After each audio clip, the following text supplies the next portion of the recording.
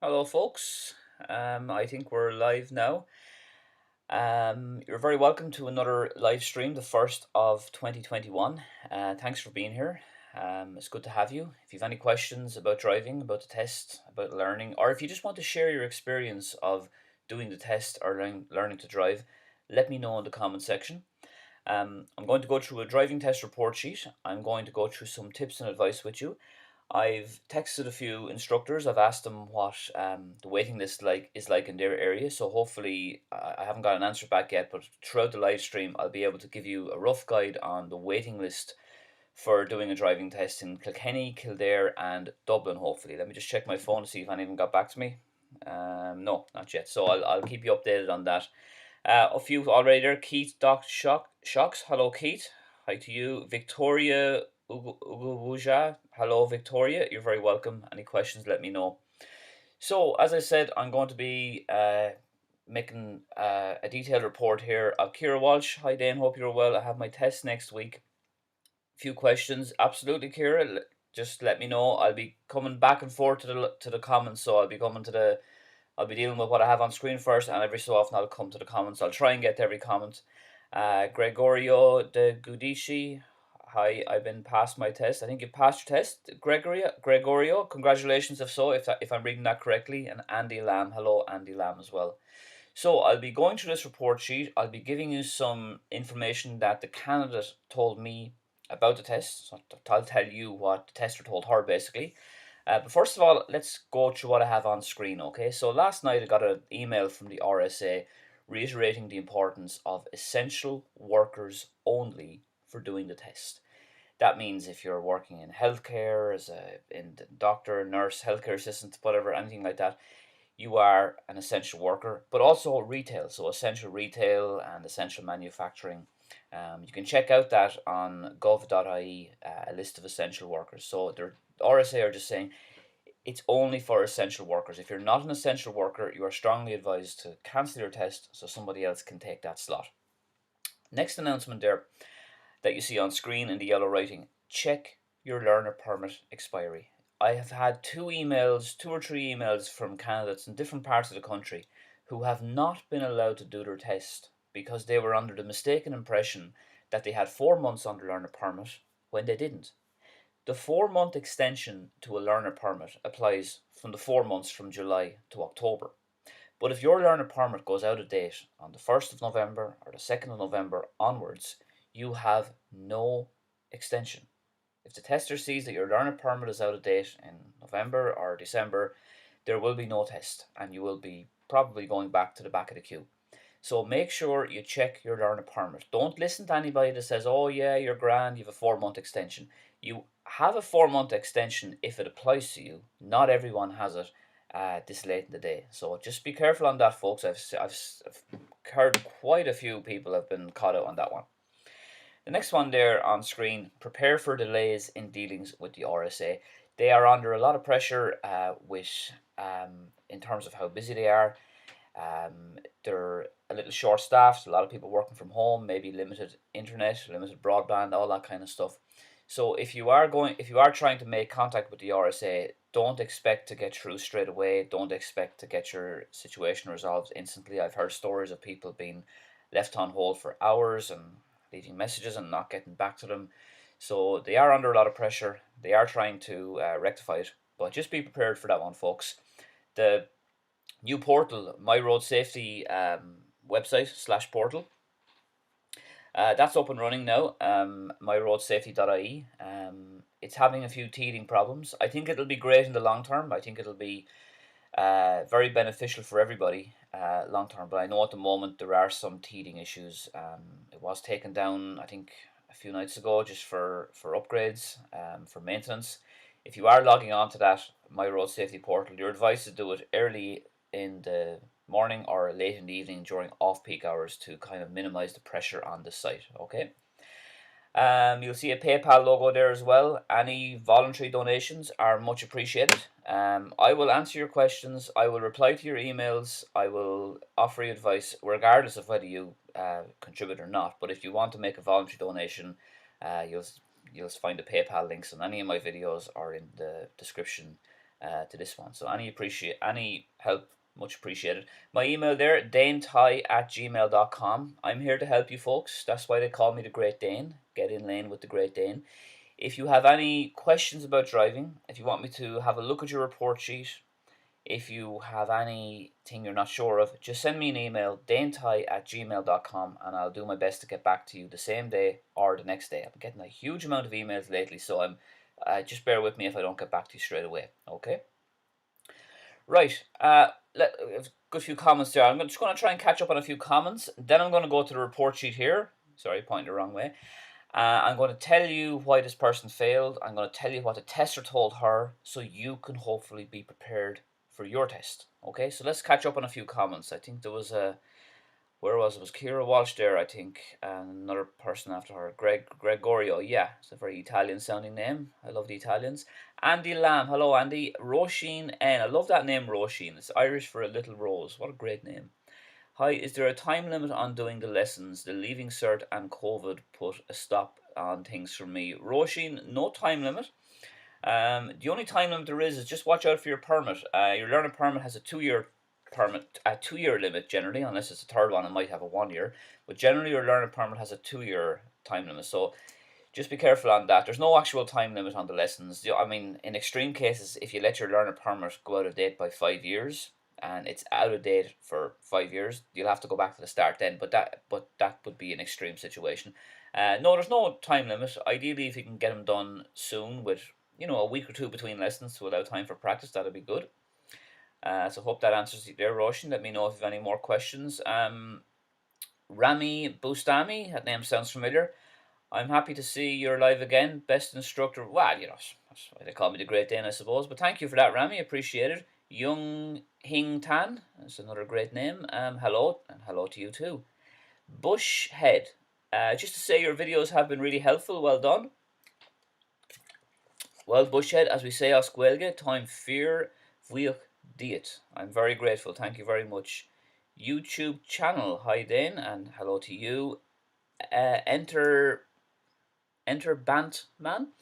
Will you be asked to prove you're an essential worker by the tester? No, but you will be asked if you are an essential worker, okay? Up to a week or 2 weeks ago, I think, they weren't even asking you that.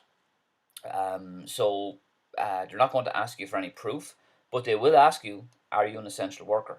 And if you answer no, well, there'll be no test, okay? The car buff, I'm booking my test on Thursday, but I am not an essential worker. I wanted to ask for a cancellation originally, but since the lockdown, I'm not sure if I can. The advice at the moment, the car buff, is if you're not an essential worker, don't do a test. Wait until the current level restrictions are over, level 5 restrictions. Keep it free for essential workers. That's the advice at the moment. You mentioned about essential workers, and just linking in with the previous person there, Enter Bantman, about proof.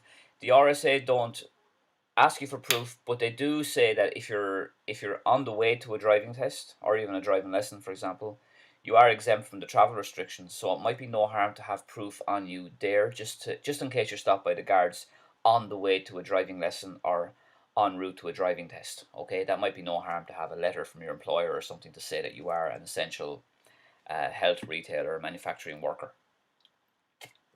But as I said, the driving testers will ask you, are you essential? But they're not going to interrogate you and ask for proof, okay? Okay, so I'll get back to the comments in a second. Just let me see, have I any response from my driving instructor fellas? No, they're all busy giving lessons and making loads of money, I'd say. So I'll let you know if I have any response on waiting times there. So, let's start with a few announcements from the RSA. I know I already mentioned a few, but just a few important ones here, okay?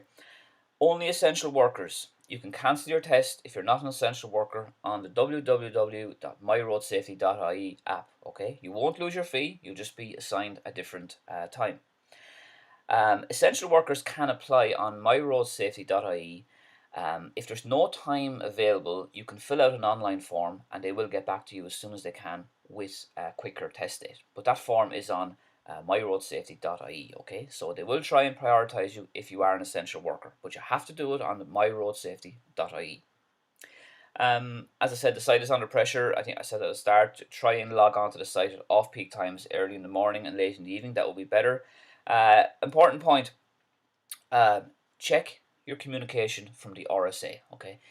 Check the text message in full, check the email that they send you, or if it's a letter, check that as well, just in case they have any extra advice on documents or on the procedure for the driving test. Okay, make sure you listen and watch carefully and pay close attention to any communication from the RSA. Okay, there are updates, there are changes happening every so often, so you need to be aware of that.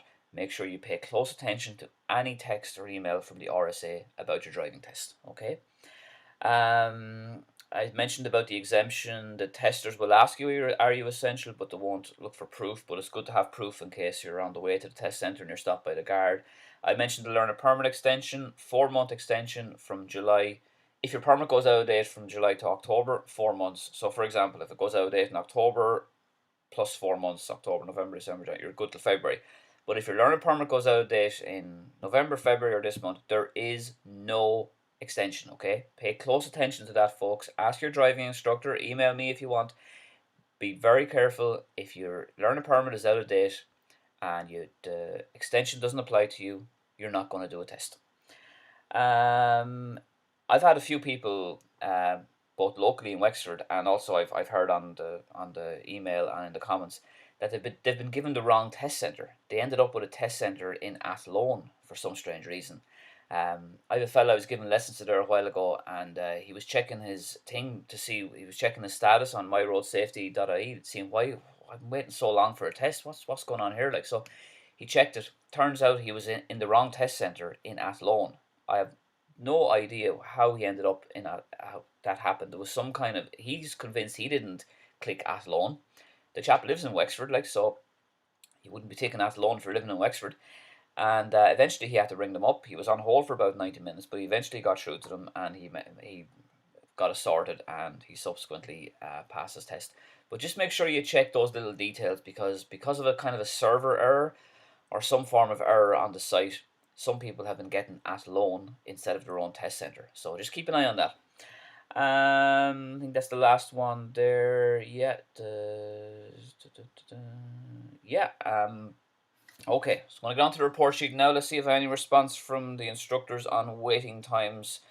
I've texted a few instructors. I'm just going to, and I'll, nothing yet, but I'll let you know if I do on the waiting times in Kilkenny, Kildare, and Dublin. Okay, so this person from Cork did a driving test very recently, and she emailed me the. Okay, we got a response there from Kildare. Okay, so I texted a guy called Carl Wutzial from Kildare Driving Academy. Great instructor. If you're in Naas or in Kildare, check out Kildare Driving Academy. And he says the waiting list for a driving test in Naas is actually down to a few weeks now. So that's very good news. I didn't realise it was that low. In Wexford, it's about 8 or 9 weeks, give or take. But you can get it quicker if you do avail of a cancellation. So only a few weeks in Naas, that's good news. Anyway, the Cork lady did it down in Wilton. As obviously her name will remain, she will remain nameless. Privacy is always guaranteed. So she did it in Cork. She understands why she failed. She knew she deserved to fail, for want of a better phrase. And I want to tell you now what the tester told her. Okay, so you can see the report sheet there. There's quite a lot of marks there. There's a good few on clutch, as you can see, and it's all grade twos. There's no grade threes, so that's something, I suppose. But clearly, there's way too many grade twos here. I mean, you could. I mean, it wasn't the best day for her, and I think the nerves got the better of her as well. Okay, so here's what the tester told her. Okay, the clutch. She was overusing the clutch big time. Coming to a roundabout, coming to a stop sign, she was inclined to put the clutch in about 5 or 6 seconds before you stop. Way too soon. You can't be doing that. That's coasting. And you're not in full control of the car if you're coasting. You're going to stop at a stop sign, for example. You should brake first. I mean, get down the gears and all that kind of stuff, you know. So you brake, get down from third to second. Um, and then, always brake first and then put the clutch in about 2 or 3 seconds before you stop. Maybe a little sooner if it's a diesel car and it starts chugging a bit sooner. Like, all cars are different, but you can't be using the clutch too much. You can't be putting it in 5 or 6 seconds before you stop. You can't be be leaving it in as you're changing down gears. You will lose marks on clutch and you will fail your test if you have the clutch pressed in for prolonged periods of time. If you have the clutch pressed in for prolonged periods of time, you're not engaging with your car, you're not engaging the gears, and you're not getting the benefit out of understanding your car, because the car's engine silences. Like, the engine noise will just completely silence, and very often you're under the illusion that you have more control than you have, because the car is going faster than you think it is. So keep an eye on that. No coasting. Well, I shouldn't say no coast. We all coast. I mean, we have to coast, but you don't want to coast too much. So that was first and foremost what the tester said to this lady on this one, okay? The next thing then, just look down there about near the top there, position at roundabouts. He gave her some feedback on that, position at roundabouts. She was slightly confused, and to be honest with you, I am too, but I'll tell you what he said to her. There was 2 lanes in Wilton in Cork, okay? So I think she was coming from what used to be called the Magic Roundabout, heading out towards Bishopstown, for anybody that knows Cork. I have a terrible soft spot for Cork. I used to live down there for 3 years in Frankfield. People from Cork will know where that is. And it is kind of a dual carriageway, kind of busy roads down there as well. But anyway, it was she was heading towards Bishopstown in the Wilton area, and there was 2 lanes to go straight. There was a left lane to go straight, and then there was a middle lane to go straight. Now both of those lanes had arrows with the arrow, like, pointing straight up. So she was under the correct impression she could use either lane to go straight, which is correct, unless she misread the lanes or something. And while the tester acknowledged this, the tester said, well, yeah, but I would have preferred you to be in the left lane instead of the middle lane. Because although she was in the correct lane according to the road markings, the tester would have just felt better and would have found it more beneficial if she had been in the left lane. Maybe because that's a more cautious lane, or maybe because he wanted her to go left further up. I don't really know. It's a funny one. I'm not doubting her. I could say that maybe there was another issue on a different roundabout. Maybe he noted that, but he didn't mark you on this. Yes, there's a mark on position, but it could be a position on another roundabout. But it's interesting that the tester said that to her anyway. I don't think it would have made a difference. Well, obviously it wouldn't have made a difference to the overall result. But I just found it interesting that she said that, the tester said that to her. It just goes to show the importance, folks. Watch out for your road markings.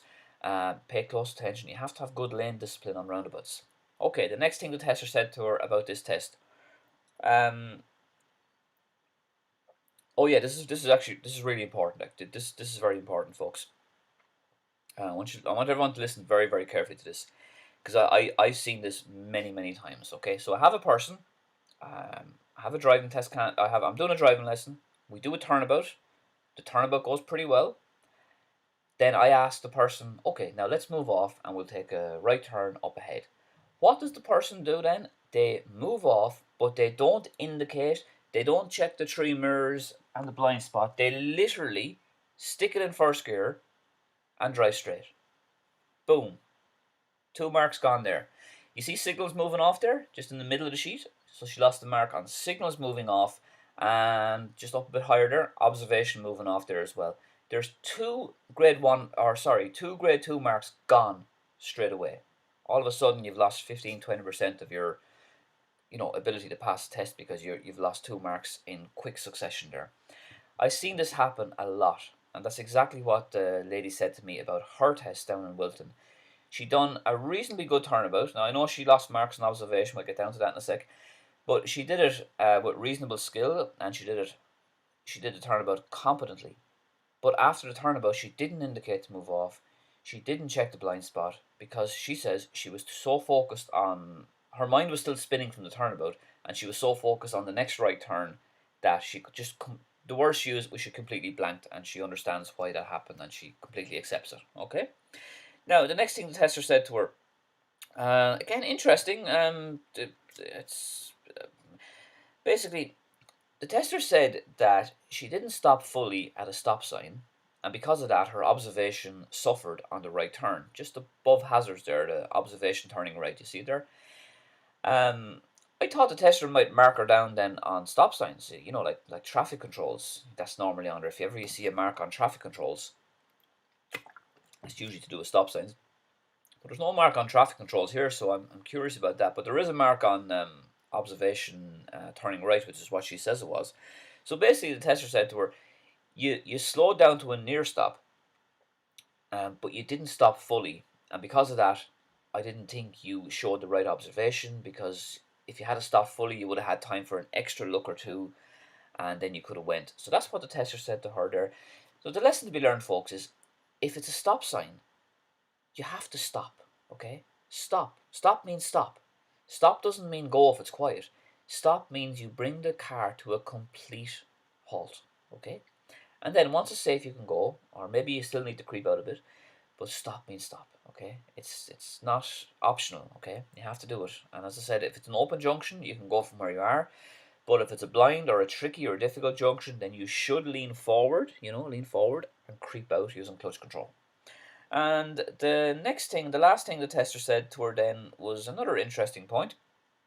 Her reverse around the corner was okay. Well, she thought it was okay, but the tester didn't. Like, she did it reasonably well. She says she didn't go too wide. She didn't hit the curb. But the tester says she did it too slow. Far too slow. And the observation was lacking as well, which we'll get down to that in a second. So she probably wasn't looking behind her enough. So you see, folks, when it comes to a driving test,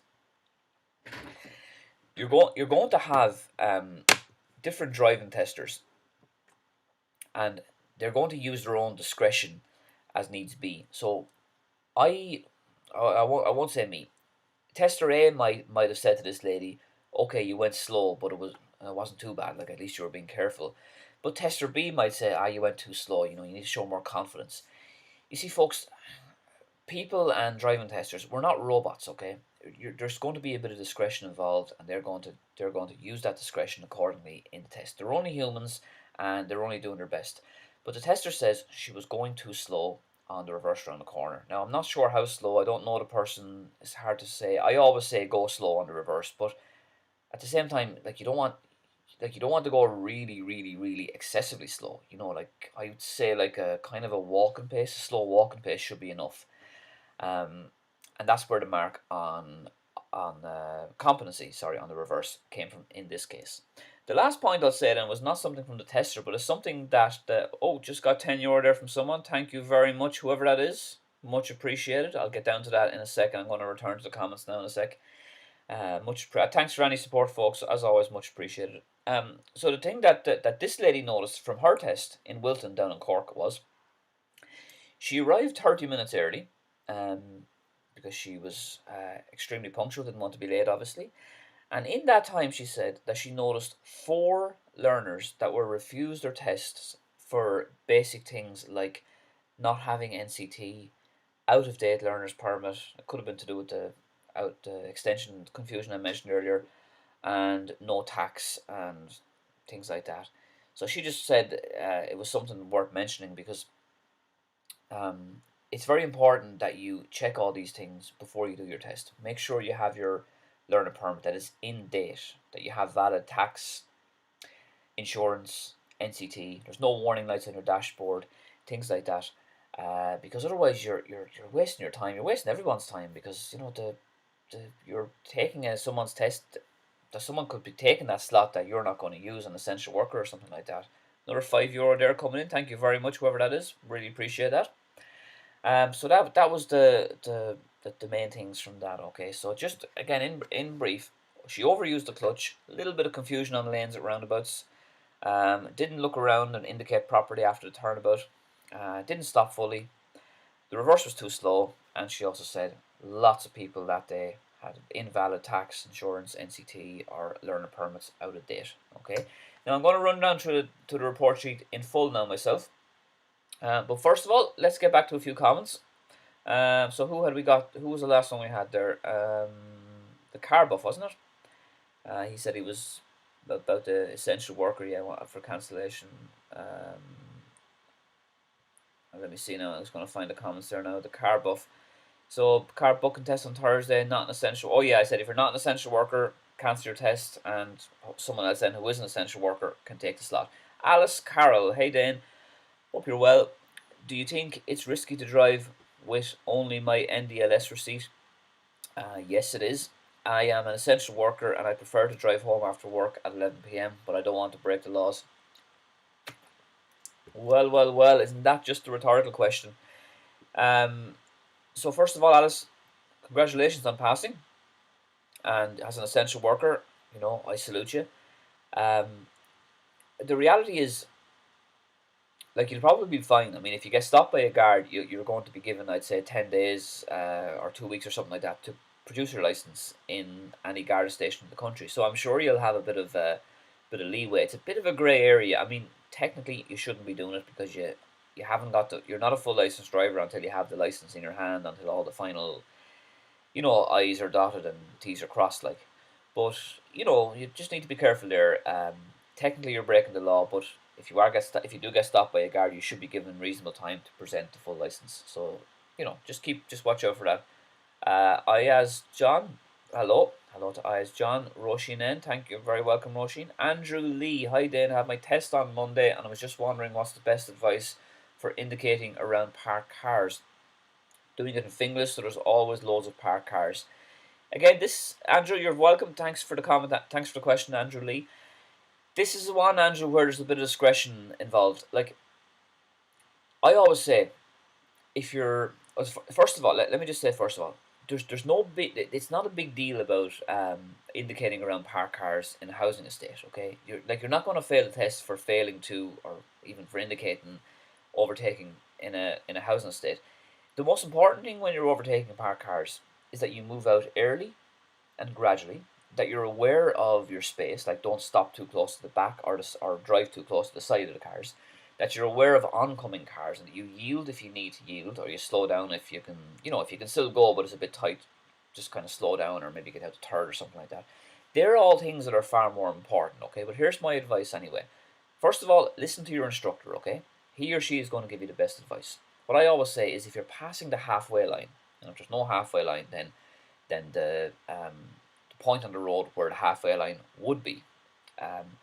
So if you're passing that mark, you should indicate. But try just give a quick indicator. Like on my Opel Corsa, if I just give it a quick flick up like that, it'll just indicate 3 times, and it won't stay on too long. So I would say, if you're not moving out that much, there's probably no need to indicate. But if you feel you're moving out over the halfway line or the halfway mark, then it's a good idea to indicate. Just don't leave it on too long because you don't want people to think you're turning right further down, So just watch out for that.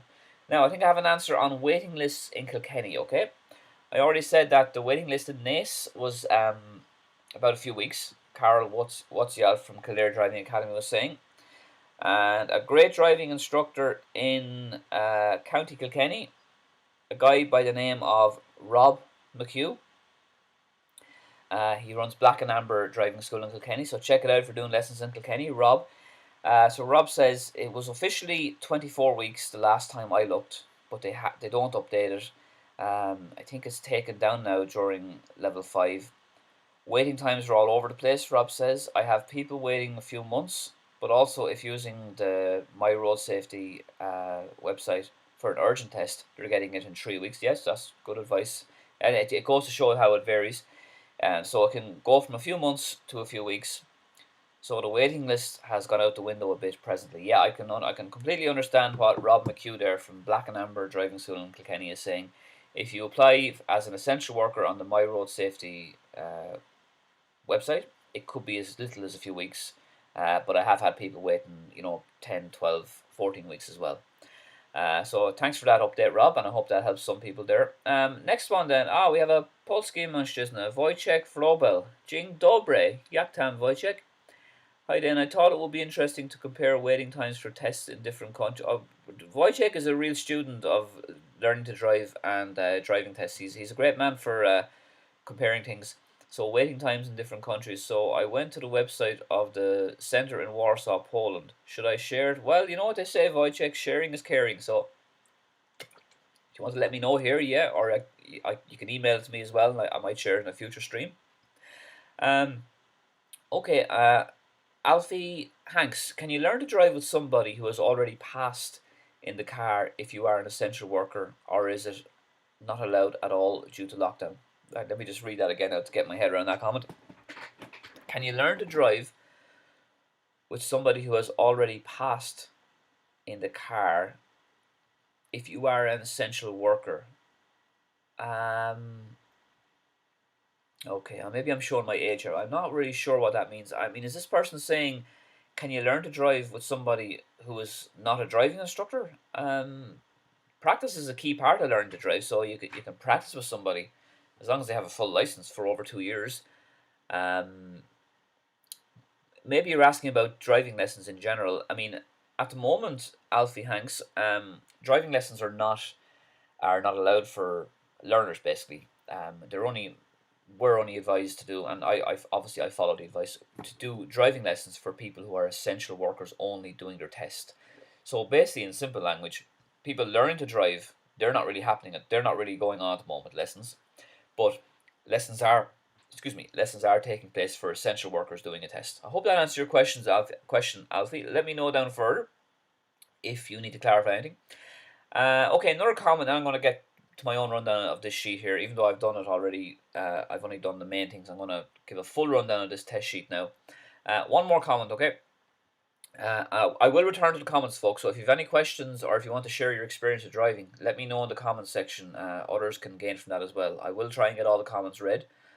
One more, and then I'm going to the report sheet. Hi, Dane. I applied for my test since last November. Should I ring and cancel as I am not an essential worker?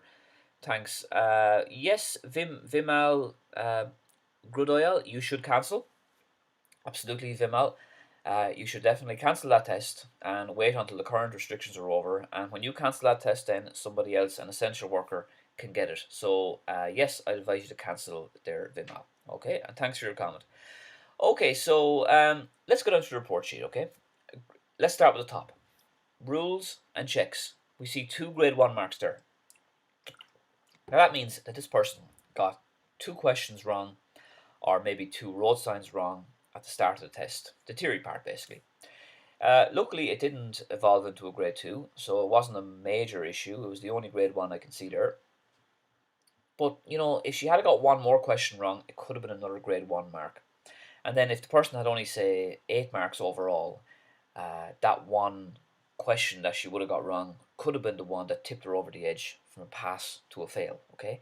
So while the theory is a small part of the overall test, it has the ability to fail you if you allow it to, and if you don't prepare properly. So look over your theory. I've loads of videos. Look over your road signs. I've loads of videos on road signs, and get off to the best possible start on your test. That way you can feel confident and the tester can feel confident in you. Next, position on the straight. This reminds me, folks, one of my next videos, actually my next video is probably going to be on automatic driving tips. I've linked up with a great driving instructor in Dublin, a guy called Ian Daly from Safety First Driving School. So if you're learning to drive in Dublin, folks, and you've an automatic car, or if you're doing a test nowadays, check out Ian Daly's Safety First Driving School. He is one of the top automatic instructors in Ireland, and there's nothing he doesn't know about automatic driving lessons. Ian Daly's Safety First Driving School. So I'm going to be sharing some tips that Ian told me about automatic driving tests in my next video, but also I'm going to be making a video on position on the straight because I see so many marks on position on the straight. Usually, again, I'm half guessing here because I don't know what happened obviously in this test, but usually if it's on the straight, it's for not keeping left when the lane is reasonably wide. I mean, you got different. You're gonna have different types of road lanes. You're gonna have your little narrow lanes, like a country road or something like that, or a kind of a small town road, where you pretty much have to stay central because you don't really have any other choice. But then you might have this nice kind of long straight road, like which could be quiet, no parked cars, nice and wide. On that road, then you have to keep more left of centre. It's a better position, and you're keeping further away from oncoming cars. You can use your side mirror as a guide to help you there, okay? So you can use your side mirror and have the door handles kind of lining up closer to the curb, for example. I hope to explain all this in more detail in a future video, but in general, if you see marks for position on the straight, it's usually down to drivers not diagnosing the type of lane they're in and just not paying attention, and usually it's not keeping left of centre. So position at roundabouts, I think we established it was probably due to lanes on the roundabout where the tester said she was in the right lane for going straight, even though she could be in the right lane, and the tester said he would have preferred her to be in the left lane for going straight. So that's a typical example of where a mark on position at roundabouts can be taken up. It's always good to be conscious of your lane discipline and your road markings on roundabouts. Position turning right then. Well, this could be anything. I mean, maybe the person didn't keep right. Maybe she cut the corner. Maybe she did a swan neck where a swan neck is going too far up and then kind of swooping back in. Um, Maybe she overshot the turn. Who knows? Maybe she didn't creep out enough. It's very general. I don't really know. It's only the one mark anyway. So, but somewhere on position turning right, she lost the mark. So observation moving off. This is almost always to do with the blind spot, or lack of a blind spot, I should say. So in this case, the person had just finished the turnabout, and because her mind was so focused on the turnabout and the next right turn she was about to take, she did not check her blind spot properly moving off, and that's where she lost the mark there. Unfortunate, but it just goes to show you have to keep focused. You have to keep concentrated on the test because marks will be lost otherwise. Observation at roundabouts then, I don't know, it could be anything. I mean, observation at roundabouts could be anything from not checking the mirrors beforehand, not checking the mirrors on the roundabout. Like, for example, if you're taking the third exit to the right, make sure you give a good few mirror checks just when you're by the second exit and you're indicating to exit the roundabout. So make sure you keep an eye on the mirrors there, because there could be as you're exiting the roundabout, there could be traffic coming up on your kind of left side, or even right side in multi-lane traffic, depending if you're going straight or whatever. So just keep an eye on your mirrors there on the roundabout as well. It could also be, with to do with a lack of looks approaching the roundabout. So maybe people weren't doing enough looks to the right like this. Get keeping the head moving and previewing the roundabout. Observation turning right then. I think we touched on that earlier on. It was probably to do with where the tester said to her, you didn't stop fully, and because she didn't stop fully at a junction, the tester said then, because the car was kind of moving, you negated your chance to give extra looks left and right. So if it is a stop sign, make sure you stop. If it's a yield sign, you may not have to stop, but if it's a blind yield sign, you want to be careful. You nearly want to treat a blind yield sign like a stop sign.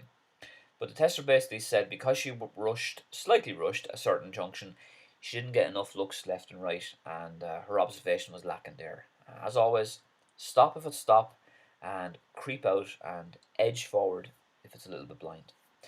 Reaction to hazards. Again, how long is a piece of string? I don't know what happened there. All I know is it's something to do with some kind of hazard, like, for example, a parked car. Could be a speed bump, maybe not slowing down enough for a speed bump. Maybe driving into a pothole when you could have avoided it. Maybe some kind of braking suddenly. I find it, at least in Wexford, it's usually something to do with parked cars. So maybe didn't slow down enough for parked cars, maybe braked a bit sudden. Usually when it's hazards anyway, and you can see the word react there is the key word. The person didn't react, so it's probably down to not reading the road ahead, not planning ahead, not kind of anticipating things. That's usually where it comes in, and very often experience is the only solution here. Signals moving off. So this was just after I mentioned earlier on, just after the turnabout.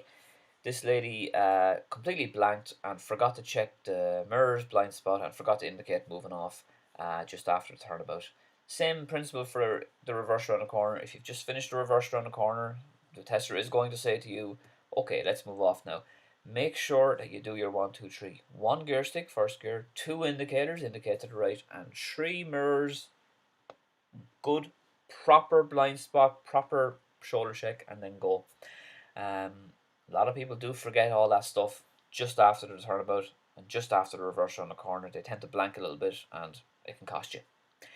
Moving on then, progress. So, progress on the straight and progress turning right here, folks.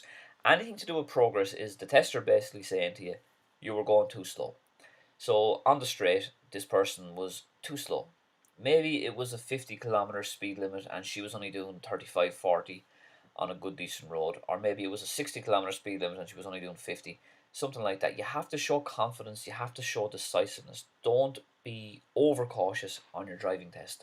drive normally, like drive with confidence. And the same turning right. If it's safe to go, just go. I know I always say you have to be careful turning right because you're crossing two lanes. But if you do have a safe gap and the cars that you're concerned about are kind of far away, like far away that you, for example, that you cannot read the number plate. They don't look like they're going very fast. And let's say, for example, they're traveling uphill as well. They're going to take longer to get to you. So you shouldn't need to be overcautious in that case. As always, it depends entirely on the situation. All situations are different. But all I'd say is on progress. If ever you see a mark on progress, it's basically the tester saying to you, you went too slow. And you need to be more confident, more decisive, and just try not to be overcautious just because it's your test, because it probably will end up costing you. Vehicle controls, then clutch and gears. So we established at the start of the stream that this lady was overusing the clutch. So, for example, she'd put the clutch in too much, changing gears. She'd put the clutch in for like way too early when she was stopping, and basically she ended up coasting too much throughout the test. Gears, then. So we have gears there. Shouldn't say what that was, but it was something to do with some kind of gear mix up. So maybe she allowed the car to struggle or chug a little bit. Like maybe she went up the gears too early. Maybe she got the gears mixed up. Maybe she didn't get down to second gear for a ramp or a junction or something like that. It could be anything. And then the reverse, then competency and observation. So competency, you see, in this situation, the tester said she went too slow. So I'm sure that's where that mark came up. From my feedback from her, she did the reverse reasonably well, like as in she didn't go too wide or she didn't hit the curb, but the tester said she was going too slow. Yes, go slow, but not too slow. Observation suffered as well. So the tester's basically saying here that she didn't look behind enough, probably. A lot of people I find on the reverse around the corner, they look in the side mirror too much. They spend too much time looking in the side mirrors or even the middle mirror. You have to turn your head around. You have to look over your left shoulder, over your right shoulder, and be aware of your surroundings when you're reversing around the corner. You cannot look just in the side mirror. You're going to have too many blind spots. You're going to miss. If you look in the left side mirror too much, how are you going to see the children playing on over the right shoulder or the car coming over your right shoulder? You're creating massive blind spots if you only look in your mirrors. I know you're probably nervous. I know you're probably conscious of hitting the curb, but you have to trust yourself. You have to show confidence. If you show confidence in your ability to look behind on the reverse around the corner, the tester will return the favour. And turnabout, then, observation. So again, she did it reasonably well. She did it like, in terms of competency, she was fine, but just not enough looks around. So, for example, on the turnabout, make sure you give a full 360-degree look around at the start and every time you stop. On the reverse part of the turnabout, I'm still talking about the turnabout now. On the reverse part, make sure you look behind over both shoulders. Usually the left shoulder first and then the right shoulder towards the end so you have a better view of the curb. Um, Keep the head moving. Don't look down. I know it's a lot of people when they're doing a turnabout, just kind of looking down the gear stick, looking down at the handbrake. Don't do that. No need for that. Your hand can feel the gear stick and handbrake. Keep the head up. Look around. Keep at the very least keep your head up like that. Anyway, at least you're looking out the window then. But keep the head moving on the turnabout. And when you're reversing on the turnabout, here's a good tip. When you're reversing on the turnabout, when you're about halfway through the turnabout, like you're doing your turnabout, you're on the reverse part of your turnabout. You switch from the left shoulder and kind of look all around, and then switch to the right shoulder, and that acts as a kind of a de facto full look around as well. So in simple language, on the turnabout, keep the head moving. Okay, at the start, when stopped, and even as you're moving, keep the head moving as well. Be aware of your surroundings. Some people ask me on the turnabout, what if another car comes? Well, if another car comes, that's fine. Usually that other car will stop because you're the one taking up the whole road and you just continue on your way. I mean, by all means, look at the other car. I mean, you can show the tester that you've spotted the other car. Look at it. But whatever you do, don't freeze. Don't just sit there like a statue. Acknowledge the car by looking at it, but keep going. Like the only reason you'd stop for him is if for some reason that other car is trying to force his way through you. That would be very unusual, and I sympathise with you in that case. And if he does that, it's not your fault. You're not going to fail. You're not going to fail for somebody else's impatience. But if another car comes, just kind of get on with it because you want to get the thing done quickly and efficiently. Okay, so I hope that clarifies that driving test report sheet. I hope you learned something from that. As I say, any comments, you're more than welcome. I'm going to get back to the comments there now. Before I do, briefly, my little announcements on top here. Essential workers only for the test. If you are not an essential worker, you are advised to cancel your test so an essential worker can take your place. Check your learner permit expiry. I've had a lot of people recently, not people I'm teaching. I don't do many lessons anyway nowadays, but the few that I don't won't have this problem because I'll be looking at it.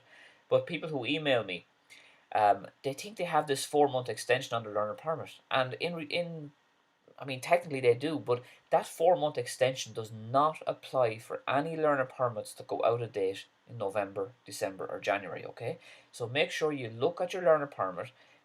Be conscious of the expiry date. If your learner permit expired on the 31st of October, yes, you have a 4 month extension. If it expired on the 1st of November onwards, no, no extension. Watch out for that, folks. People are getting caught out by that big time. And the other point there, prepare for delays in dealings with the RSA. The website is very busy. The phone lines are very, very busy. You could be waiting an hour and a half to get a call. You might even get cut off. I don't know. It's tricky at the moment. They're dealing with huge volume of people. The advice is if you're going to go on the My Road Safety app website, I mean, do it off peak, early in the morning or later in the evening, and that might help the thing run more efficiently. My email is there, danetyghe@gmail.com. I'm here to help you. That's why they call me the Great Dane. Email me if you have any questions on driving or if you want me to look at your report sheet. PayPal logo as well. Any donations, really appreciated. Thanks for the support. Okay, let's get back to the comments. Okay, I'm going to answer your questions here in the comments. Alfie Hanks, I think, was the next one there. We answered that, yeah, about driving. Vimal Grud Oyal. Hi, Dan. I applied for my test since last November. Oh, we sorry, we got that. He's asking, should I ring and cancel as in not an essential worker? Yes, if you're not an essential worker, you should ring and cancel. Yep. Um, Next one then, Alan Abraham, I think was the next one I hadn't got it. Dane, if you're doing a reverse around a corner and a car is coming from the road that you are reversing into and you have nearly completed the reverse, what would you do? I would stop. Stop. The car is coming from behind. Stop. Okay.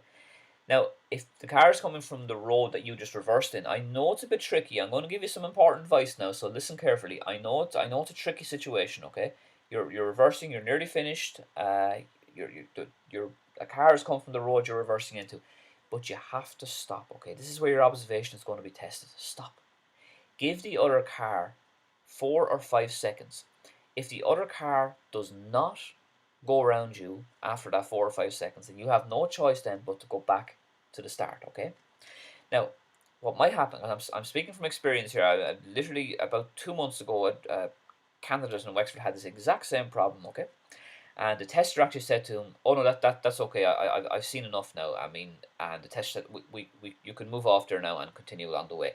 So if you asked about if you're nearly finished, well, what the tester might do is he might say, "Oh well." Tester might think, "Well, we've done enough now. I've seen enough, so we can just kind of move on. There's no need to go back to the start and do the whole thing again." That's up to the tester. Again, the tester will show discretion there. The tester may or may not do that. You may or may not have to go back to the start. But whatever you do, if you see a car behind you, do not keep going. Well, you can keep going, but when it gets close to you, stop. Like I sometimes say, if the car is like if you can read his number plate, you probably want to think about stopping. Okay, I know that's a very rough guide, but let me give you some meter. Like if he's about, I don't know, 30, 40 meters away, it's a bit, does depend on speed, does depend on where you are, but if he's about 30, 40 meters away from you, kind of stop then.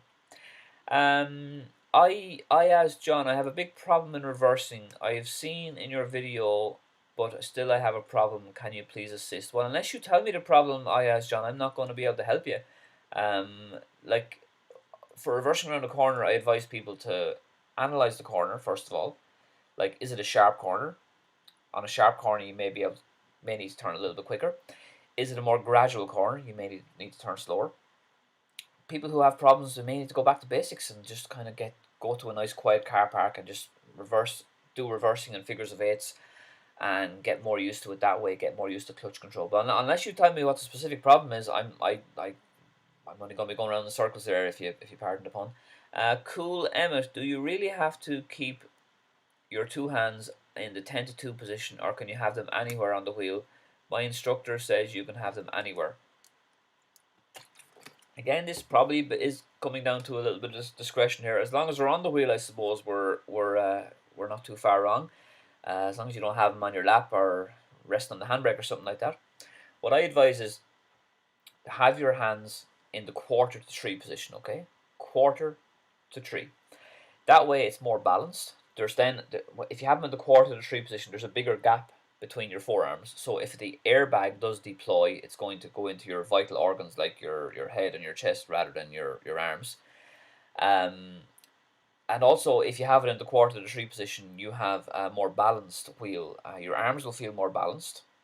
Less there should be less weight kind of dragging them down, and they're also closer to the indicators and closer to the wipers. So basically, makes more sense for your controls, and it's also slightly less of a journey to travel for using the handbrake and the gear stick. So I would strongly advise you to have it in the quarter to three position. I don't think it's correct to say have them anywhere on the wheel. I mean, what by that logic, you could have them like that crossing your hands, and what are you going to do then? You're going to fail your test. What are you going to say to your instructor then when you fail your test? Like, I'm, doesn't make a whole lot of sense. Kira Walsh, hi Dane. When I am driving, I struggle a bit with being smooth, going down the gears, and not making the car jerk when I come off the clutch. Even though I lift it slowly. Any tips? Yes, I have, Kira. I'm going to tell you now exactly how you can stop that. Okay, but you have to listen to what I say, and you have to put it into practice. Okay. So what I think is happening here is you may be going down the gears too early. Okay. Try slow down more first, and then go down the gears. Okay. Also, this is important. When you're going down the gears and when you're lifting your clutch, stay on the brake. Not too heavy. I mean, as heavy as you need to, depending on the hill. Like, stay on the brake as you're coming off the clutch. If you stay on the brake as you're coming off the clutch and don't go down the gears too early. So, like when you're going from third to second, for example, it might be about 10 or 20 meters too early. So just leave it a bit later and then do it. And of course, then, yes, come off the clutch very, very slowly, okay? Email me danetyghe@gmail.com and I'll send you a video I have on that. But hopefully those tips will help you if you put them into practice. Rami Bustami, I'm not an essential worker and I took my test and passed. The tester asked me at the end of the test about my occupation without asking for any proof. Yes, okay, well, first of all, congratulations, Rami, on passing your test. I admire your honesty. Fair play to you. You probably shouldn't have done it, but you know what can we do now? But I appreciate the feedback there. The tester asked me at the end. I was talking to the tester there last week. They're asking the driving testers are asking people now at the start of the test, are you an essential worker? I'm surprised he asked you at the end. Well, maybe he asked you at the start and the end. Maybe he was making a bit of small talk, which I don't know. But yeah, as you said, he's not going to be interrogating you, asking you for any proof. Well, congratulations again on passing. Rory O'Connell, hi Dane. Just want to say I passed last week after your videos helped so much. Thank you. You're very welcome, Rory, and congratulations on passing. That's great news. Kira Gildee, the exact same thing happened to me. I booked for Dungarvan and ended up with Athlone. Jesus, yeah, probably the furthest place you can get from Athlone, actually, Dungarvan. I'm not sure what that is, Kira Gildee. There's some kind of glitch in the system. It just you need to. It's not your fault, first of all, or anybody else's happened. It's not your fault. I think this is something to do with the software that the RSA of you are using, and I sympathise with you. But the lesson is there, folks. If you're applying for your tests, Kira Gildee says it here. Just pay close attention to your application. Make sure you're in the right test center because for some strange reason, a lot of people are getting an Athlone test center. Probably because it's first in alphabetical order and it's defaulting to the first A test center. So just keep an eye on that. Sarah Rochford. Hi Dan, thanks for the videos. Mine was set to Athlone 2. Another one, yeah, Jesus. It was defaulted on the MyRSA, the My Road Safety website for all users apparently. I rang them and they sorted it out. Good, glad you got through to them because I know people have had trouble getting through to them, but glad you got it sorted there, Sarah. Thanks for sharing. Athena Fusciardi, only a few weeks in Nace. Woohoo, that's amazing. Yes, according to Carl Wutzial from Kildare Driving Academy, great instructor in Nace. He says down to a few weeks. Probably they're weeding out the non-essential ones and mostly essential workers there. Andy Lamb, I would have preferred a reason to get a mark rather than actually hang on, let me start it again. I would have preferred is a reason to get a mark rather than actually following the rules of the road.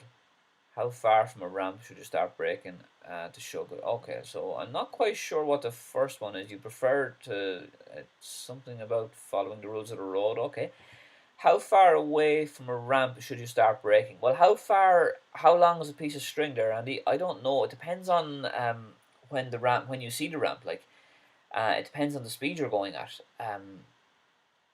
It's hard for me to answer that question because it depends on the situation. But at least 30, 40 meters anyway. And the earlier and more gradual you brake, the better it's going to be. Usually second gear for ramps, although you could do a few in third if they're low ones. Okay. Now, folks, a few donations here. I want to give special mention. Oh, hang on there now. I'll get back to those donations here. Here we go. So Nikola Protic, if I'm pronouncing the Slavic way. Nicola, thank you very much for your €10 donation there. Really, really appreciate that. Nicola says, I've watched your videos since I came to Ireland, 3 years, and I drive 45 kilometers to work nowadays, but I still find your videos useful. You're a very good instructor and keep up the good work. Well, thank you very much, Nicola. Dziękuję bardzo if you're from Poland. I'm not sure if you are. But it doesn't really matter where you're from. I thank you sincerely for that. Really appreciate that. And I'm glad to hear the videos have been helping you become a better driver. Because good safe driving is for life, not just a test. So really grateful there, Nicola.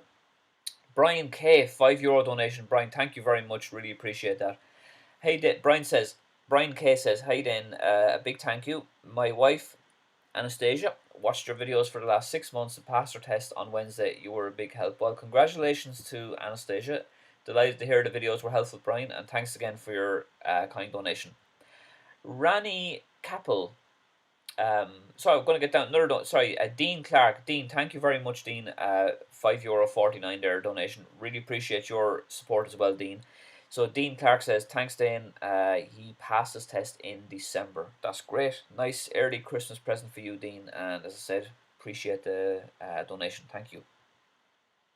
Okay, back to the comments then. Rani Capel, I think, if I'm saying that correct. Now I understand why my instructor says that I would fail the test if I went too slow on the turnabout or reversed around the corner. I thought that he was just trying to make me hurry. No, you have to listen to your instructor, Rani. He, generally speaking, he or she will have your best interest at heart.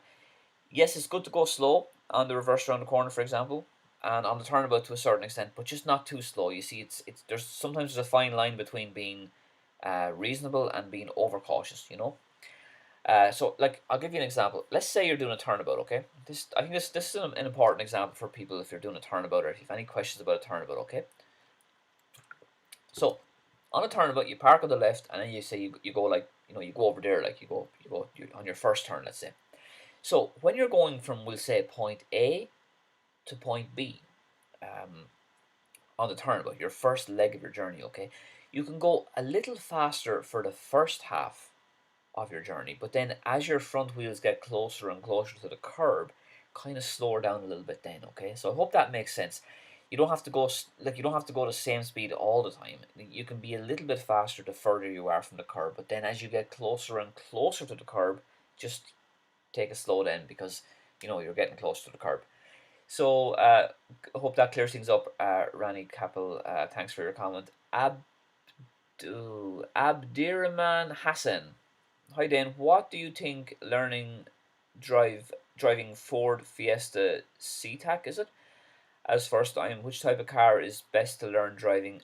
Okay, Abdirahman, thanks for the comment. I am not an expert on cars, but what I would say, if you're learning to drive in a car, is usually it's better to drive in a kind of a small car, like for example a Ford Fiesta or a Nissan Micra or an Opel Corsa. It's definitely better to learn in those. Smaller, easier to manage, better around town. Petrol I find is better than diesel because it's easier to maneuver around town. Generally diesel is for like long straight roads and motorways and stuff like that, but petrol cars are more suited to city and town driving, like mini roundabouts and speed bumps and all that kind of stuff. But it's up to you essentially. I advise a small petrol car is best. I don't think you'll go wrong with a Ford Fiesta. That sounds like a really, really good choice. But that would be my advice there. And I sometimes would browse through What Car. It's a website, so, or if you're on Google, just go to What Car, WHATCAR. It's a great review site for cars of all types. So have a look at that if you want. Kira Ivers. Ivers a good name, Ivers. There's a few people in Enniscorthy with the name Ivers. Hi Dane, I have my test next month. I have a question in relation to the clutch. Will you receive a mark if you come off the clutch too fast and the car jerks slightly? Thanks for everything. Well, thank you, Kira. You're very welcome. The answer to your question is yes. If you come off the jeez. If you come off the clutch too quick, okay, if you cause the car to jerk and jump, you are at risk of picking up a fault. Yes. So my advice to you is the following: if you're going down the gears, be extra careful, because when you're going down the gears, the car is generally a bit more sensitive. Okay, it might not be as sensitive when you're going up the gears, like third to fourth, for example. But be careful when you're going from third to second. You need to kind of, you need to come off the clutch very, very slowly. You need to not go down the gears too early, because if you go down the gears too early when the car is not ready for the low gear, it could react and jump. And sometimes, depending on the situation, sometimes it's good to stay on the brakes slightly as you're coming off the clutch. So as you're lifting your foot off the clutch, just remain on the brakes slightly and come off the clutch slowly at the same time, and that can smooth things out. But to answer your question, Kira, if you cause jerks and jumps on the car, it is going to be a mark. Jordan McDonald, hey Dane, test on Tuesday. Any advice on going through amber lights? I understand stop unless it's safe to do so, but I find this could be my downfall. Any advice? Well, it is a tricky one. It depends on so much things. It depends on how far away you are. It depends on how soon you see them. It depends on a lot. But, as Roy Keane once said, fail to prepare, or what was it? Fail to prepare, prepare to fail, yeah. If you're coming up to a traffic lights and you notice that the traffic light is a stale green light. So a stale green light is one that's been green for a long time, okay? If it's been green for a long time and the junction is kind of quiet and there's no other cars there, that could mean all the traffic that was there has subsequently gone, and the sequence of lights could be close to changing. So if you see a light that's been green for a long time, just as you're coming up to it, don't like give it extra juice. Don't go too fast, but go at a normal speed. Maybe just ease off the juice slightly as you get 30-40 meters from it, and then if it does turn amber, then you're going to be in a better position to stop. But remember, if you're too close to the traffic lights, you don't stop. Keep going. A guy emailed me there a while ago. He said, I got a straight fail on traffic lights. He said to me that when he got back to the test center, the tester said to him, "You braked way too hard there at an amber light. It literally just went amber. It would have been safer to carry on." So again, it's a tricky one to answer. I understand the question. It's actually a very good question. But it can be difficult to answer because a lot of it comes down to the local area, the situation, the circumstances where you are. Like are you downhill, are you uphill, all that kind of stuff. But my best advice to you is just be careful, be very careful, plan ahead, watch out for the stale green lights, okay, and remember, it's only amber.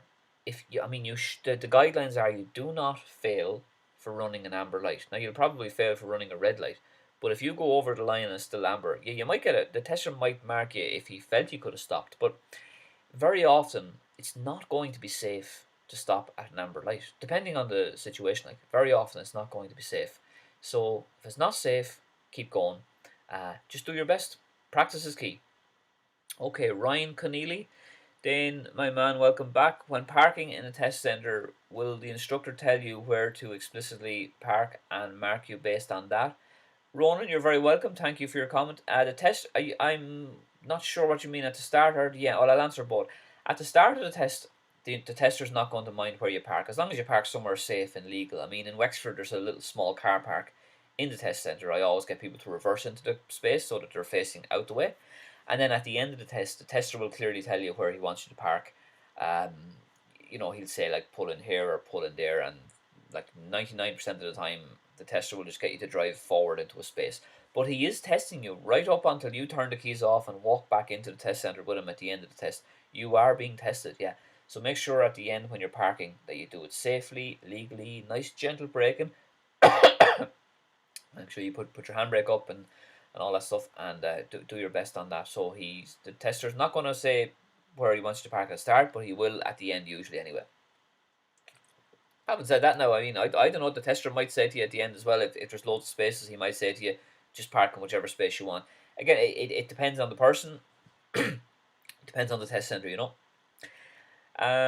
Alice Carroll, thanks Dane, I'll be playing it safe for sure. Yes, be safe Alice, just not too safe. Kelly O'Shea, Dane, I've my test Thursday, can I ask you what are the checks the tester, when the tester gets in the car please? Yeah, so the the tester will sometimes nowadays he'll do the checks outside the car to avoid being in close contact with you. So he might stand outside the car as you're doing your checks, like pointing out the wipers or the hazard lights or things like that. So the tester will ask you about the engine. So he'll ask you to point out some things on the end, like where's the oil, the brake fluid, things like that. He'll also ask you to point out some secondary controls like the wipers, the lights, hazard lights, you know, dipped headlights, all that kind of stuff. So make sure that you have a good knowledge of your engine and a good knowledge of your car's secondary controls. Okay, I have plenty of videos on that as well, so just check out my YouTube channel for those videos. Okay, folks, so I'm going to be finishing up here soon. I'm going to try and catch up on the comments here now before I finish, and I'll have a quick summary, and then I'll be bidding you goodbye. So let's see, where are we? A few more comments then. JC, I'm doing my test soon, and the car I'm using struggles in fourth gear when only going 50-60 because of the engine size. Would I be faulted if I stay in third? No, no, you shouldn't be faulted if you stay in third because you're just reacting to your car. I mean, I would say it sounds like you're driving a diesel car there. I always recommend people drive petrol cars in a test anyway because it's easier to drive petrol in town. But you see here, JC, you're the one that has to use your discretion here. You know your car best. So if you need to hold out in third for a bit longer, that's fine. I'd rather you do that in third and the engine fine rather than risking it at 50-60 going to fourth and the engine struggling. Because a fine engine is going to be better than a struggling engine, okay? So you have to use your own good judgment there and your own common sense there, and I'm sure you will. Keen Corcoran, waiting for a test in Roscommon since October. That's a long time, alright. Switch to Carrigan Shannon, has plenty of availability. Yes, so if you're closer, if that's what some people do in areas if they're geographically close. Thanks for that, Keen. It does depend on the test centre. I'm not sure if you rang them up or if you try to make contact with them, but hopefully you'll get one soon in Carrigan Shannon. Connor Shanahan, well, thanks for the help. Past test today with only 2 grade 2s. That's a great result there, Connor Shanahan. So congratulations to you. Well done. Delighted to hear that good news. Light Robin, hey oh, I've got my test on the 9th. Any general tips to pass first time? Yes, get some lessons. Listen to your instructor. Don't listen to the conspiracy theories online. Don't listen to your friends who say they only needed 2 or 3 lessons to pass. Don't listen to all the exaggerations. Get lessons, practice, believe in yourself, and don't drive too slow. JK, not sure if you mentioned this, but can you mention the hand signals from the Garda? I was quizzed on this and hadn't a clue. Yeah, that's a good tip there, Jay. So the hand signals for the Garda, so usually it's a good one for a video. So, like, stop, and then if he puts his hand out like that, you probably can't see that, but hand like that, he's telling you to stop from behind. And then other ones, then if he has his hand out like straight out like that and this one up, he's getting traffic to stop from the front and behind. And other than that, I think he's just waving you on this way or this way. I mean, he could be waving you on while having one hand out here, so he's telling traffic from behind to stop, but he's waving you on here. But yeah, that's a good one, a good idea for a future video. I think they're in the rules of the road book, folks. So that can be a good guide as well for learning to drive or doing the driving test. Let's see, I'm not going to spend it here too long now. 105. I got the most recent one here in the book centre in Wexford. It's the most recent because the rules of the road book does get updated. Let me see, any hand signals here from guards. We have traffic lights here. We have we've the driver's hand signals here. Cyclist hand signals. Yeah, don't see any for guard, but it's probably in a different part of the book anyway. I'm sure it's there. But thanks for that tip. It's good advice for a future video. The Garda signals.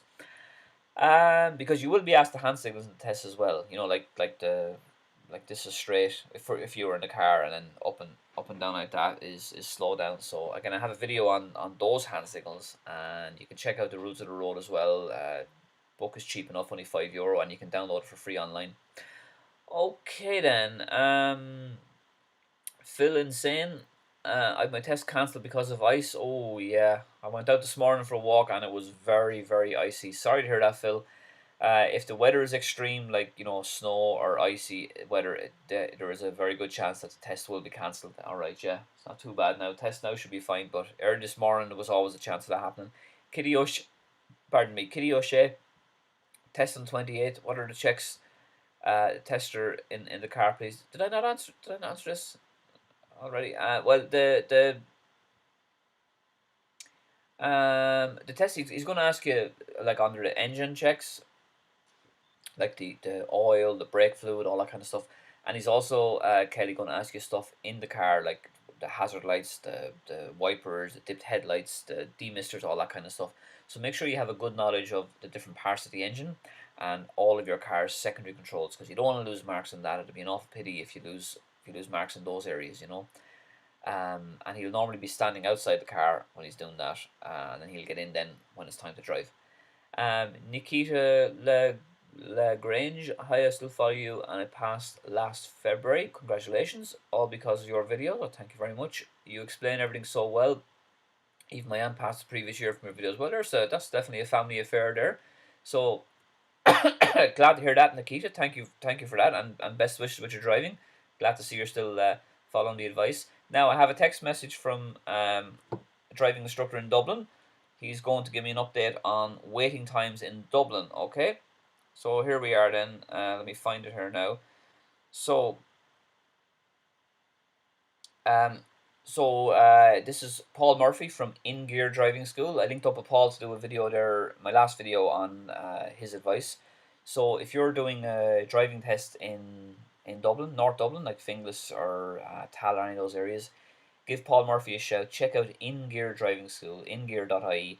So I asked Paul what was the waiting list like typically around North Dublin, Finglas, Tal, those kind of areas, and his response is a lot of pupils are just putting it down for a cancellation. So it's like in Wexford, it is hard to say because there's so many cancellations going on now.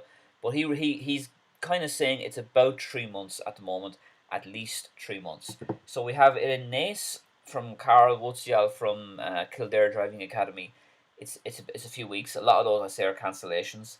And then we have in Dublin there, it's about 3 months, but a lot of them are like in Wexford, a lot of them are availing of cancellations.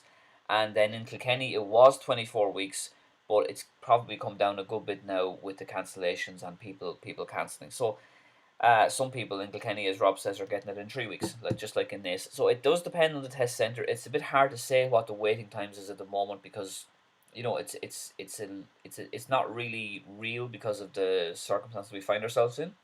But hopefully, the feedback I'm getting seems to be if you need a cancellation or if you need a test quicker, you are hopefully going to get it. Okay, let's run down through the comments here then before we finish up, folks. And again, thanks for everyone for being with me. Thanks for your questions and your sharing your information. I'll be back next Saturday as well. But let's get through a few more comments and see if I can share some more information with you. Let me see. Where did I finish? Nikita, I think, wasn't it? With her lovely comment there. Yeah, James O'Connor. Then, do you have to go down to second gear when coming to a roundabout, even if no one's in your way? Usually, James, yes, I would say that. But if it's a big roundabout, big wide roundabout, and there's nobody there, and you have a good clear run out, I'd say just go for it in third. Okay. Normally second, but that's not gospel. Lauren Dufisi, I think is how do you indicate when going straight on a mini roundabout? Well, normally you just indicate when you're halfway through it. Whether it's the first exit or not, I normally tell people just indicate when you're like halfway through it. And just a quick one: if you forget it or your steering is going to suffer, don't worry about it. It's not a big deal on the mini roundabout there. Okay, but normally when you're halfway through there, Lauren. Carrig Dan, my test today was cancelled due to bad weather. Yeah, I thought that was going to happen. Gutted. Hopefully get one sorted as soon. Hopefully so, Carrig Dan. But weather this morning was so cold and icy. I'm not surprised. Markle Luff, excuse me. Do you know how many lessons you need for a motorbike? I think it's 16, Markle. Off. I'm not sure. I wouldn't be well up on motorbikes and trucks, but I think it's 16. I think it's called IBT. I think it's called Initial Basic Training. But if you Google that, or if you go to Citizens Information website, they'll tell you. Wojciech, then, my Polish mężczyzna, was saying about he was comparing waiting times in Poland. So waiting times in Poland for a car test: theory 1 to 6 days, practical 15 to 26 days, other categories 1 to 2 days, 13, 14 days. It seems quite short actually. There are 3 test centres in Warsaw. Okay, that's interesting. Thanks for that, Wojciech. It seems that the waiting times are a lot shorter in Poland. Mr. Notorious Dane, you are the man. Well, that's why they call me the Great Dane, I suppose. You helped me pass my test. Absolute legend. Thank you very much, Mr. Notorious. I'm glad I was able to help you. James O'Connor, are you allowed to dry steer on the turnabout? Yes, James, you are allowed to dry steer. Yes, yes, yes. But I don't recommend it though, because it's bad for the tires and it's going to take longer. I always say, what's the point in dry steering when you could be halfway across the road?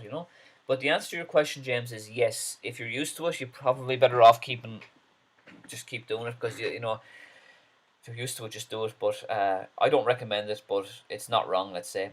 Evan Horn then asks, can you please advise the best practice for dealing with cyclists during the driving test? Yeah, well, hope for the best sometimes. I cycle myself, but I like to think that I'm a sensible cyclist. So there's 2 categories of cyclists, folks. There's the cyclists like me who will try to do it properly, who will wear the helmet, wear the high vis, and who won't run red lights. And then there's the other category, who I like to refer to as gobshites, who will literally drive through red lights, will not wear a helmet, will pull out in front of you, will weave in and out of parked cars, weave in and out off the footpath. They're the ones that give the rest of us a bad name, okay? But to answer your question, Evan, how can you advise best advice for dealing with cyclists, okay? So, first of all, ask yourself, are you on an uphill or a downhill? If you're dealing with a cyclist on an uphill, it might actually be easier because the cyclist is probably going to be going a little bit slower, unless he's Nicholas Roach. If you're on a downhill, um, it could be a bit trickier because you'll both be kind of going faster, okay? So I'd be kind of less reluctant I'd be less enthusiastic about overtaking a cyclist on a downhill. That's the first thing. The other thing I'll say to you is, when you're dealing with a cyclist, don't focus only on the cyclist. I notice a lot of people from lessons over the years, they see a cyclist and they tend to go, oh, no, what am I going to do? Blah, blah, blah. Don't focus on the cyclist, first of all. Be aware of the cyclist, like in your, I suppose, your peripheral vision or in your basic vision, but focus as well on what's beyond the cyclist. What's beyond them? Is there a bend? Is there a straight? Is there a junction? Like maybe if there's a crossroads, just hold off, or if there's like a side road, even more realistically, hold off on overtaking, because that cyclist might actually go into the side road and then you don't have to do an overtaking maneuver. Is there oncoming cars? Is there parked cars? All that kind of stuff. So be aware of that. If you can do so and you can see clearly ahead of you, move out gradually, check the mirrors moving out, give them extra distance, 1.5 meters, and then check the side mirror coming back in. Just do your best. Don't panic. Don't focus too much on it. Most importantly, be aware of what's ahead of the cyclist as well. The key to safe driving, I often say, is not to be focusing on the one thing too much and to have a good overall view of as much as you can. Okay, folks, so I'm going to try and fly through the comments now before I finish. Let me see. The last one there was on the cyclist. Let me see there. I'm just going to get my comments back. Let's see. Where are we? Just bear with me, folks. I'm just going to get. Okay, I think we have it here now. Light Robin is next. I was doing a reverse around a corner and a van came from around the corner. I could not see him, and the van beeped his horn at me, so I stopped, let him pass. Would this be marked in a test? Probably. When you say you couldn't see him, why couldn't you see him? Were you looking in the mirror too much? Were you not looking over your shoulders enough? If he beeped at you, I know it might not think it'd be nice. Maybe he was doing you a favor though, because if he beeped at you, he got your attention. Him beeping at you could be the difference between passing and failing, you see. Another comment there from the same person. There was a car parked on the corner. Oh, I see. Okay, blocking your view. Yeah, I can understand that. Yeah, and sometimes these things happen, but you can still, you still might catch a glimpse of the van even if there is a car there. I mean, if you have your windows down a little bit, your windows. I mean, the windows have to be down anyway for ventilation purposes for the driving test. But How that would affect you, I don't know. See, it depends on the situation. It's probably not going to look good anyway, I'll say that. But if you just follow my tips of taking it slow, look behind more often, listen as well through the windows, watch out for shadows. Sometimes you might see the shadow of the van before you see the van itself. Probably not the best thing to happen, but at least you knew he was there anyway. Tishi Usbaya, then you are really helped me. You really helped me pass the test. Thank you very much, Tishi, and congratulations. And delighted I could play a part. Jack McCabe, my tester, asked me my job at the start of the test. Ah, interesting. And at the end, asked for proof, and I didn't have it. It's not essential, but he said it's okay. Just keep it down low. I passed my test. Keep it down low. So he asked you for proof. Asked for proof. I didn't have it. I'm not essential, but he said it's okay. Just keep it down low. Okay.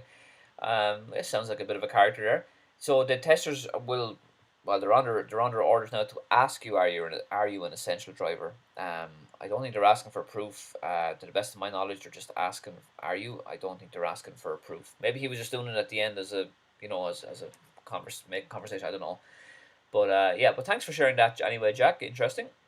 Timmy 6000, hi then. Thanks for the videos. Could you do more videos on automatic cars? I'm hoping to have one next week on automatic cars. Yeah. Hopefully so. I'll try and get more done.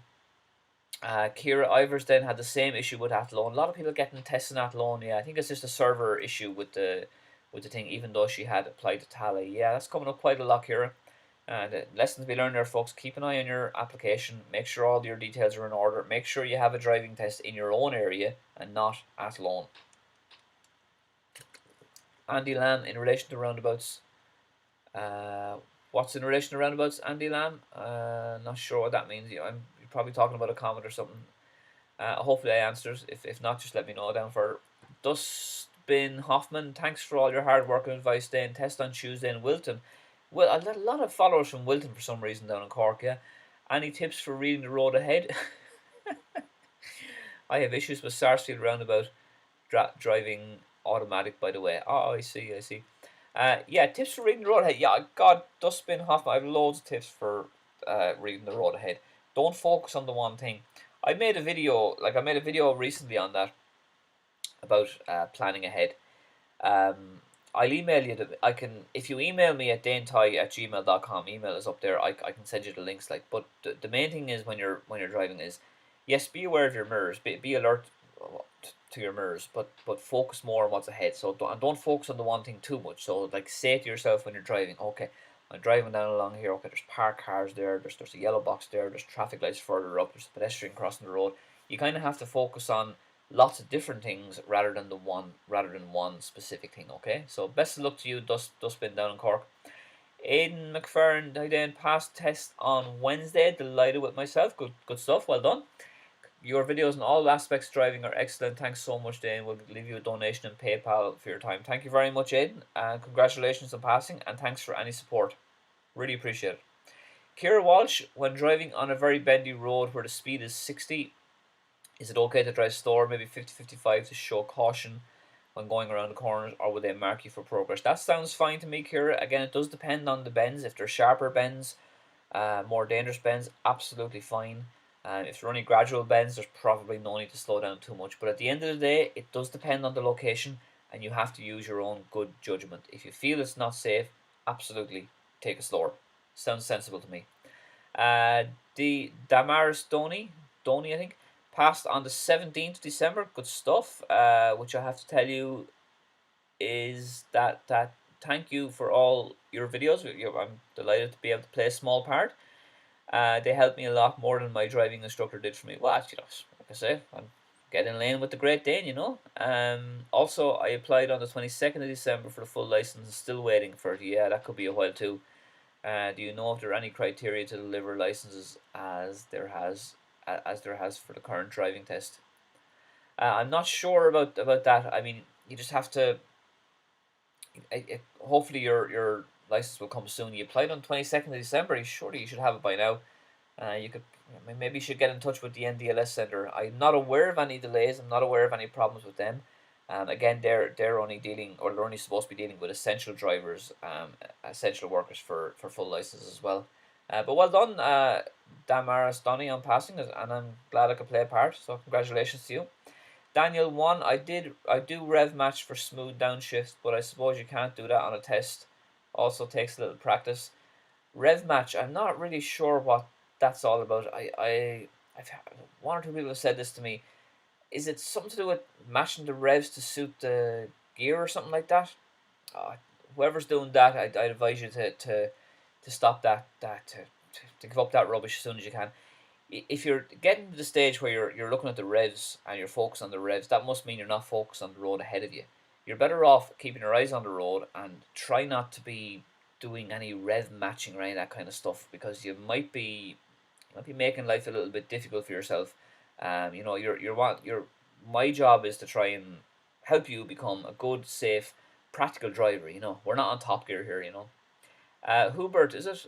Hubert 1, will we be required to carry out an emergency stop? No, not an emergency stop on the test. If you're in England, yeah, you'll probably be asked to do that, but not in Ireland, at least not yet. Peter Philip Pable, if I'm saying that correct. Hi, Dan. Do you know if essential worker only is extended till March? I believe so. I haven't been told any different. So, to the best of my knowledge, it's extended until further notice. I'm not really 100% sure about it. I know it's till February, end of February, yeah, but I'm not really sure about March. But take it that it is until you hear otherwise. Tony Tien, hello Dan. I have appointment for a test on next Monday. Just wondering, can I drive in my own car to the test center? I'm scared to see checkpoint. Somebody will ask me. Well, you see, if you can drive, you're not allowed to drive on your own. If you drive on your own when you're not a full licensed driver, you are taking a risk. So the answer to your question is no. You should have a full licensed driver with you, because you're not allowed to drive unaccompanied. Lee McInerney, can you go around the roundabout in third? My car seems too slow when going around in second. Yes, if it's a bigger roundabout, if it's kind of a wider, broader roundabout, yeah, third should be fine. You have to use your own good judgment there, but it should be okay. John Hughes was due to do a test on the 1st December, was there, but my instructor was not. I tried to ring the RSA. Your instructor? What do you mean? I think you mean your tester. Is that what you mean, John? John Hughes. I think he means tester. Um, Unless you're trying to use your instructor's car or something, was it? I'm going to assume you mean your tester wasn't there. Maybe he was sick or something. No answer. Send email. No answer. Oh yeah, You have to try and follow up as best you can with the RSA there. Try getting in touch with them on their Facebook page by Messenger. They might be able to. They might be able to get back to you there. Sorry to hear that, John. Sounds like you were very unfortunate there. Joseph Valentine, they don't check if you're an essential worker. They just ask on the phone. Yeah, that sounds good. Sounds good. All you have to do is say yes and no more questions. Yep, that seems. Joseph Valentine, comment of the day. There's a no nonsense, no waffle comment there by Joseph Valentine, folks. Everything he said is true, to the best of my knowledge. Okay, so I'm going to try and fly through the rest of the comments, folks. I'm going to try and get to them all before I finish. Rami again. I made a mistake while reversing around the corner not to stop when there was a car coming behind. Oh, yeah. But the tester let me pass and did not count this as regarding my whole driving. You see, the tester will probably make a judgment. He'll use his discretion. There's that word again, discretion. And if the tester feels that it's not serious or it's not going to, impact on the overall test result, he may be flexible, let's say. Okay, so sounds like you had a good, reasonable test there, Rami. So thanks for sharing that little story. Lauren Dufisi, tips for doing a driving test in the rain. Yeah, big tip there, Lauren. Keep your demisters on. Okay, windows should be slightly open, not too much, but just a little bit, a little crack in the window. Keep your demisters on, front and back, so you can see clearly. Lights on as well, and just give a little extra distance between cars in front. But don't go driving extremely slow just because it's rain. Yes, be cautious, but don't be overcautious, okay? Daniel Tala is in the south side. Yeah, I thought it was the west side, but maybe southwest side, I suppose. How far from ramp should you brake? About 30, 40 meters. Hard to say, you see, because it depends on where you are, Habib. Matthew Nason, are you allowed to dry steer? I asked that before, and yeah, you can dry steer. I don't recommend it, but you can dry steer on the turnabout. Wojciech then is doing his research still. In Poland, there is a legal cap on waiting times, 30 days. Well, that is quite efficient. Very interesting, actually. Mark T. Hi, Dan. I'm having trouble taking off. It's either I'm doing high revs or not enough revs. Do you have any tips for controlling the revs? Yes, I do. Heel on the ground. Put your heel on the ground. Gradually build up the revs. Probably don't drive a Toyota Yaris because they're notoriously hard to manage the revs. and practice makes perfect. I know some cars can be tricky, can be hard to drive, but if you have your heel on the ground and you practice it without being under pressure, it might help you. Really, you just have to get used to the car. Tony Tien, I think, has an appointment on Monday. Can I drive my own car? I think I answered that already. Yeah, I'm getting comments. I'm getting repeat comments here, folks. It's not your fault. It's more so this. I think. Daniel, one, it's not rubbish. You don't look at the revs. You listen to the car's engine. So changing from third to second, for example, when you've got the clutch in, tap the throttle, revs will match the next gear. Yeah, that's fine. Listening is fine. Yeah, just not. I meant don't look at the revs. So that's fine. Yeah. Annie Svinty, I didn't have my test on Thursday in Mulhuddard. I have had three different instructors that have told me different things in relation to appropriate observation consists of. Well, it's, you know, they might be telling you different things, but it doesn't mean one of them is wrong. They might just have different ways of explaining things. Um, it depends what you mean by observation. Like, do you mean the head moving or mirrors or whatever like that? But if you're confused, don't be afraid to say to them that one instructor said this and another instructor said that, and hopefully you'll get the right answer there. But the people have different ways of explaining things, so just because one is a different doesn't necessarily mean one is wrong and one is right. You have to clarify those differences as best you can. You have to ask questions. It's very important that you ask questions so there's no confusion. Oisin O'Sullivan, thank you. Great videos. Oisin says, thank you, Oisin. Glad you found them useful. Fraser Morgan, can any essential worker apply? Yeah, if you're an essential worker based on the list that the government says, any essential worker can apply. So sounds like you can there, Fraser Morgan. Oisin O'Sullivan, keep up the good work. Passed first time. Couldn't really drive, couldn't have done about your videos. Delighted to hear that, Oisin. Congratulations. Glad to play a part. Well done to you on passing. Kieran Brophy, not essential, but passed on Friday. Well, there you go, Kieran. Don't say anything to anyone. If you won't tell, I won't. Congratulations on passing. James O'Connor, can you drive alone once you pass your test? Well, yeah, you can, but technically you should wait until your full license arrives in the post. But having said that, I'm sure if the guards stop you, they'll be flexible and they'll give you 10 or 15 days to present your license in a guard station. Annie Svinty, I think it is. I was initially told of a 5-point observation. My new instructor says I only need to check left, middle, and right mirror and over the shoulder to move off. Yes, that's what I say. Left, middle, and right mirror and over the shoulder. That's exactly what I say. But if you check the 5 points, I don't think that's a problem either, though. Like I say, there's not just one way to do things right. There's many ways to do the right thing. Fraser Morgan, if I get signed off for my EDT, but my permit doesn't hit 6 months until March, what's the wait time? I'm an essential worker. I don't know what. It depends on March. It depends on what life is like in March. There, Fraser Morgan. It could be.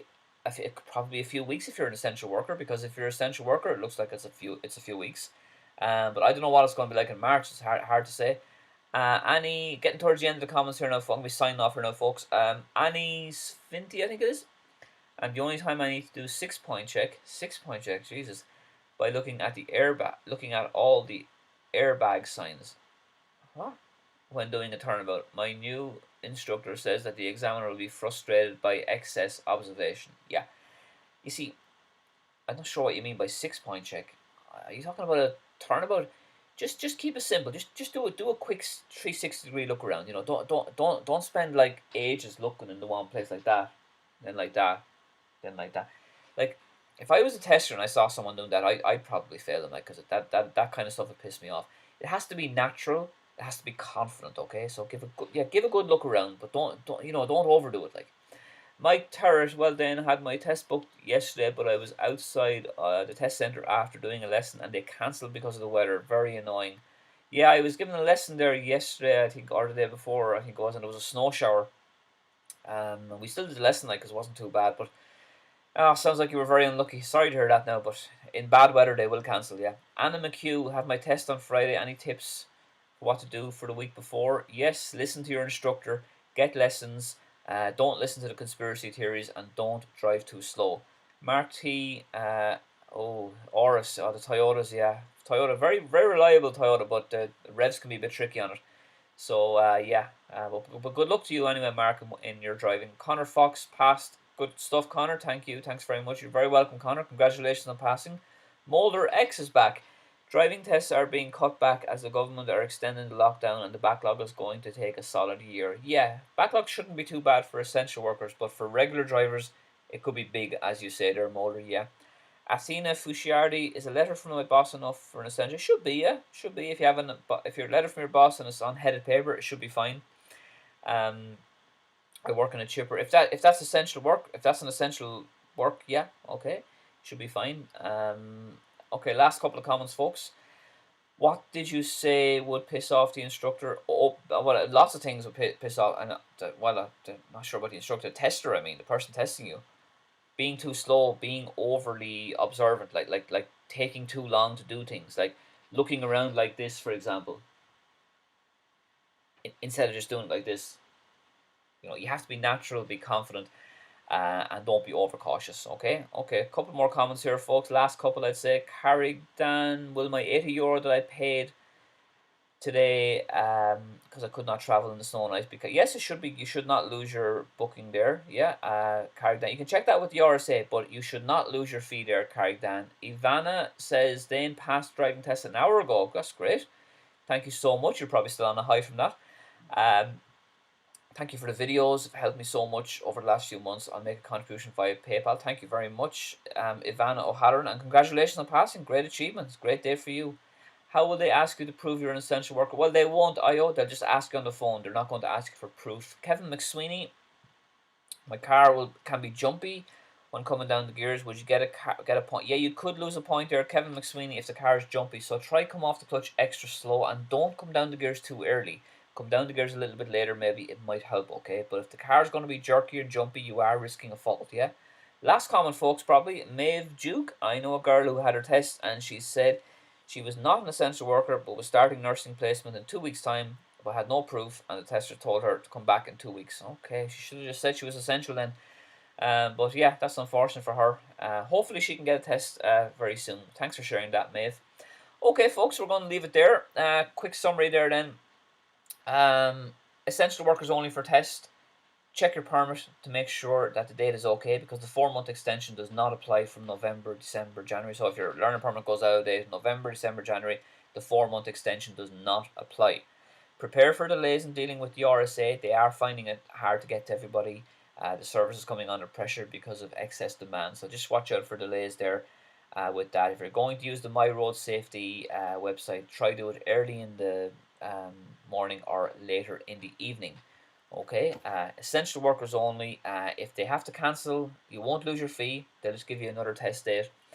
You can fill out an online form on the My Road Safety website, myroadsafety.ie. You can fill out an online form there to say you're an essential worker, and they'll give you the test. Hopefully, a test quicker there.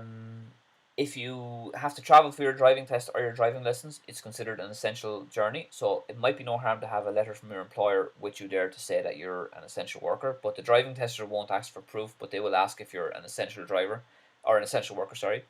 As I said, check your permit. Be very careful on that one. Check your location. A lot of people getting tested in Athlone for some reason. It's a glitch, I think. Make sure you have the right location for your test.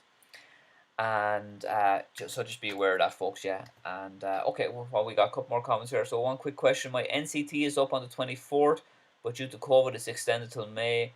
But the disc still says January. Will my test be cancelled? No, I think that should be fine. It's 4 months, I think, isn't it? The NCT, to the best of my knowledge, any NCT that goes out of date this year or last year has a 4-month extension. So once you're within the 4-month extension, you should be fine. It might be no harm just to check on the RSA website or on just Google that to be sure. But I think you should be fine as long as it's within the 4 months.